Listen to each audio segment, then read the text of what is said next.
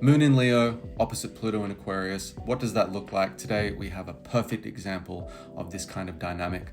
I'm Boy, you're awesome, predicting 2025 one day at a time, compare and contrast these aspects to that of your own natal or birth chart for further nuance, for further insight. I always post these one day ahead so you can set your intentions accordingly. Let's break it down. Stereotypically, the moon in Leo can suffer from pride and be very prideful. When it's in an opposition with Pluto in Aquarius, this often turns up as my own emotional sovereignty, my own emotional self-expression is somewhat at odds or clashing with the tribe, the collective, the friendship circles, the alliances, the general network. What you think is important to you may not be important to them, and vice versa. Pluto in Aquarius is big picture change. It's detached, it's analytical, and it's transforming the way that the collective behave, potentially what the collective even value. Now, your old tricks in Leo that used to impress people or entertain people may not work in this new Pluto in Aquarius climate. Think about Pluto in Aquarius like an impersonal force that always stays updated to the new paradigm.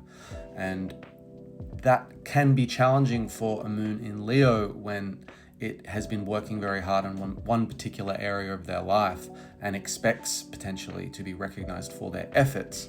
Whereas all of a sudden, out of nowhere, there's been an update that's not important anymore. It can be deeply frustrating and hurtful for the moon in Leo.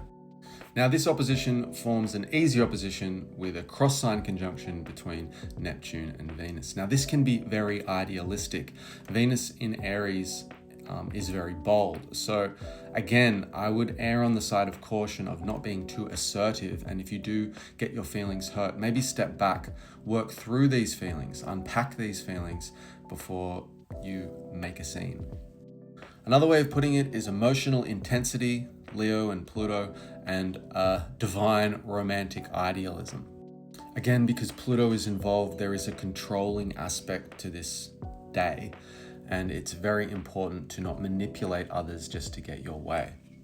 Finally, whenever we see a Venus-Neptune conjunction, this is deeply creative. So hopefully there is some kind of spiritual higher purpose, some kind of creation you can tap into as an outlet to indeed nurture yourself in this time. So yes, this day brings its challenges. You may not feel seen or heard or recognized for your own gifts. However, there is a huge potential for growth. Hope that helps, Kevin.